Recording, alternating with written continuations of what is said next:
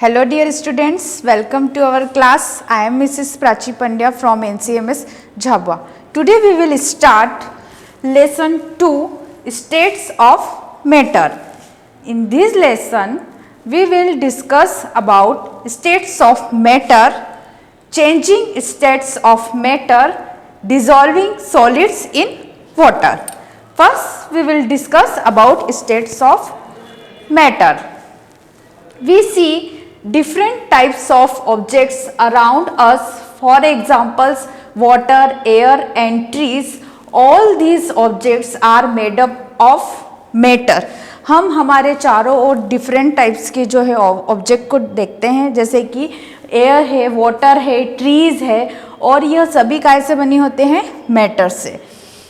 What is a matter? Anything that has mass and occupies space is called matter.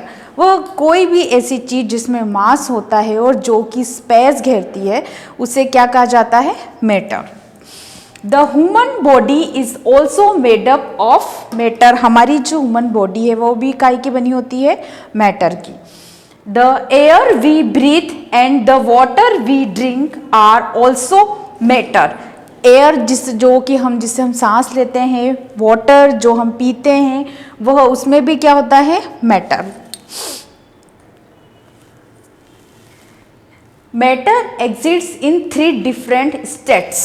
Matter की क्या होती है? 3 states होती है, solids, liquid and gas. See this picture, this is solids, this is liquid and this is gases. Apple क्या है? Solid form है. Juice ये क्या है? लिक्विड फॉर्म है. बलून ये क्या है? गैस फॉर्म में है. First, solids. In solids the particles are packed very closely to each other. Solid में क्या होता है? सॉलिड के जो पार्टिकल्स होते हैं वो बहुत ही पास में रहते हैं. As a result, these particles cannot move around. और वह उससे क्या होता है कि वो बहुत क्लोजली पैक्ड होते हैं जिससे कि वह कहीं भी मूव नहीं कर सकते हैं. That is why solids are hard and have a fixed shape, size and volume. इसलिए क्या होता है? सॉलिड जो है वो हार्ड होता है, उनका शेप फिक्स्ड होता है, उनका वॉल्यूम भी फिक्स्ड होता है. However, if we use force, we can change the shape of some solids. अगर हम फोर्स का यूज करेंगे तो उस जो सॉलिड का शेप है उसे हम चेंज कर सकते हैं. For example, the shape of a sponge changes when we compress it. अगर इस स्पंज जो है, स्पंज जो सॉलिड फॉर्म में, अगर हम उसको कंप्रेस करेंगे तो वो क्या होगा? उसका शेप जो है वो चेंज हो जाएगा. Solids cannot flow as they have a fixed shape. Eyes, book and pencil are some of examples of solids. Solids क्या होता है? वो फ्लो नहीं करता है और उनका शेप जो है वो फिक्स्ड होता है. और बुक है, आइज, पेंसिल, ये क्या है? सॉलिड के एग्जाम्पल्स. एग्जाम्पल्स ऑफ सॉलिड्स ये क्या है? Arrangement of particles in solids. जैसे कि हमने पढ़ा कि सॉलिड के जो पार्टिकल्स है वो क्लोजली पैक्ड होते हैं, इसलिए यह सॉलिड होता है. और सोफा और आइस ये क्या है? सॉलिड है. Liquids. In liquids the particles are not very closely packed and thus can move around. In liquids, liquid के पार्टिकल्स जो होते हैं वो क्लोजली पैक्ड नहीं होते हैं जैसे कि सॉलिड के होते हैं, इसलिए वह फ्लो करते हैं. Liquids do not have fixed shape but have fixed volume. Liquid का जो है वो फिक्स्ड शेप नहीं होता है बट उनका वॉल्यूम जो है वो फिक्स होता है. They can flow and take the shape of the container into which they are प्योर्ड.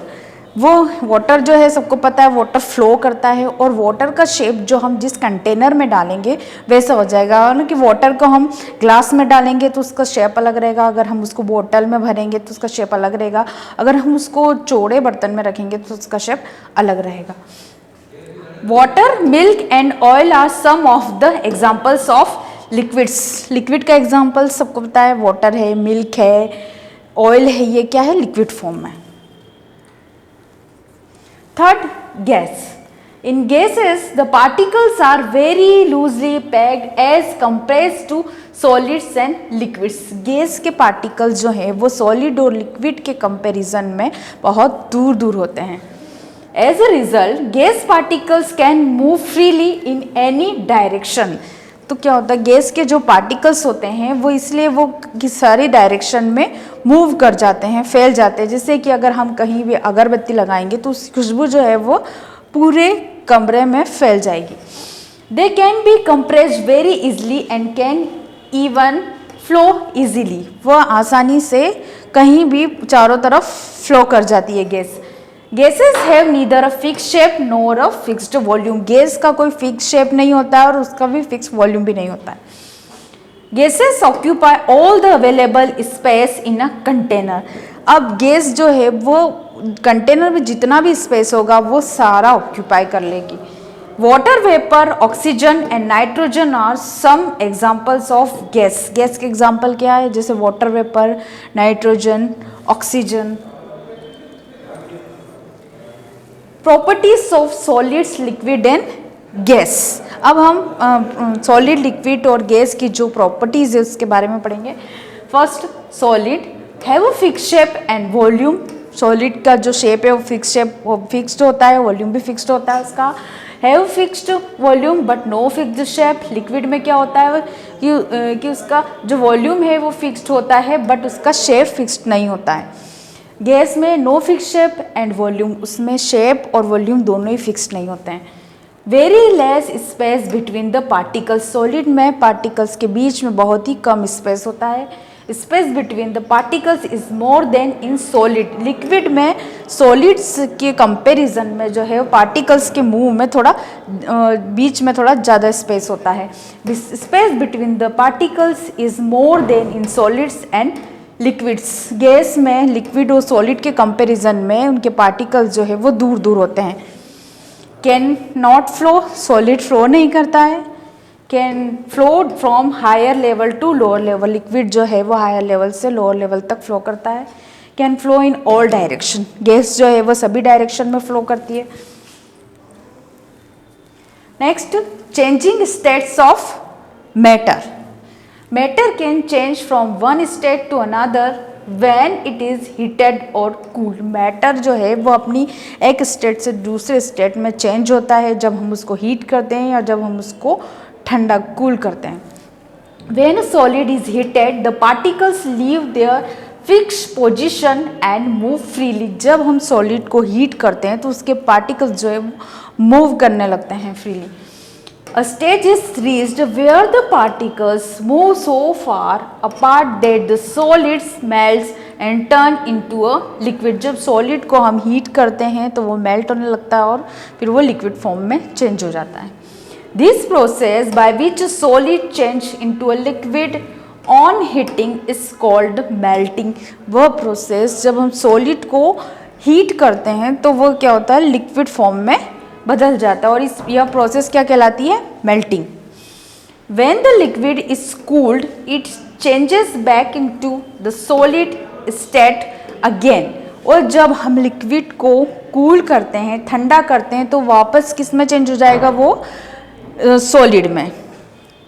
This process by which a liquid change into a solid on cooling is called freezing. जब liquid को हम ठंडा करेंगे तो क्या होगा, कूल करेंगे तो वह सॉलिड फॉर्म में बदल जाएगा.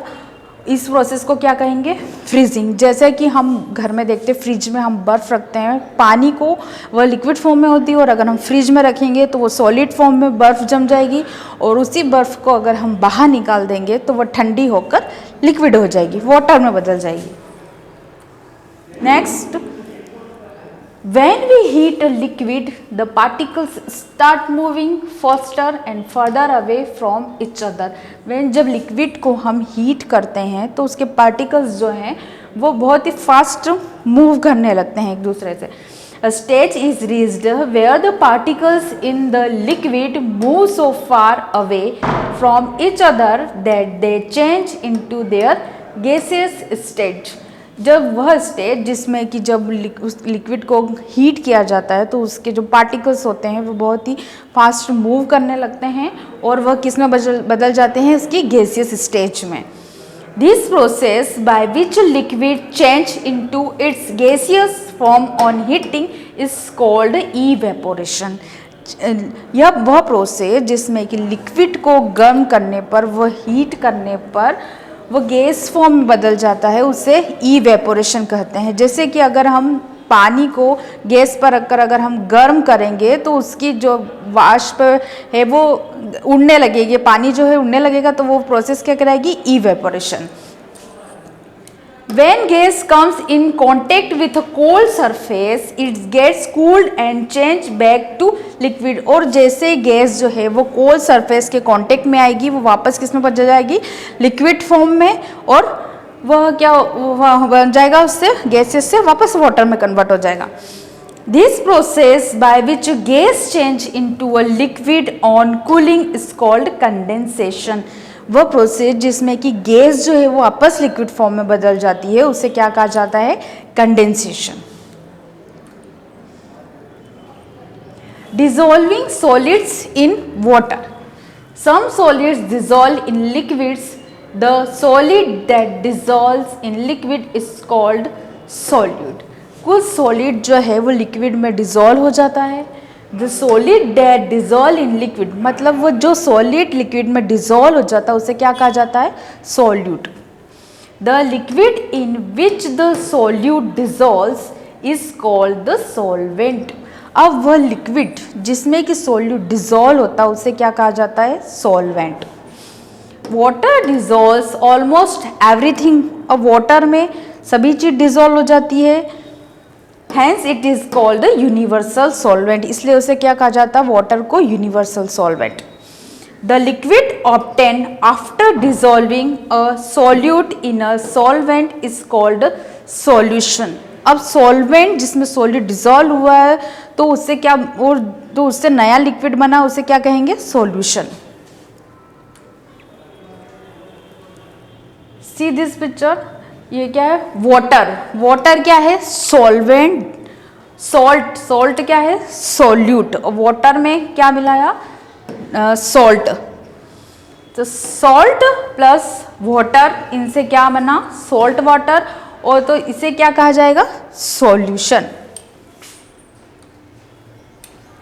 Next, how does a solute dissolve in a solvent.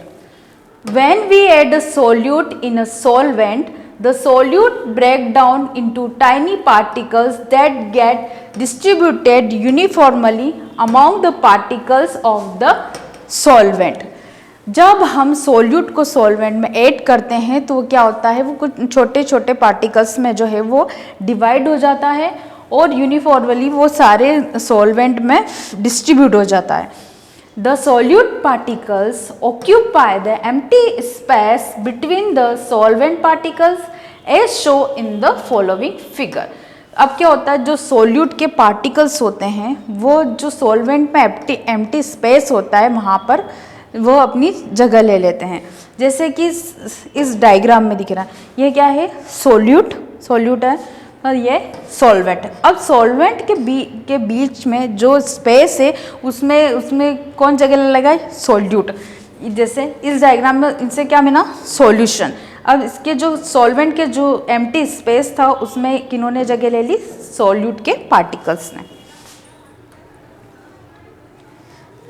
Thank you dear students, I hope you understood the lesson and please revise this lesson at your home. Thank you.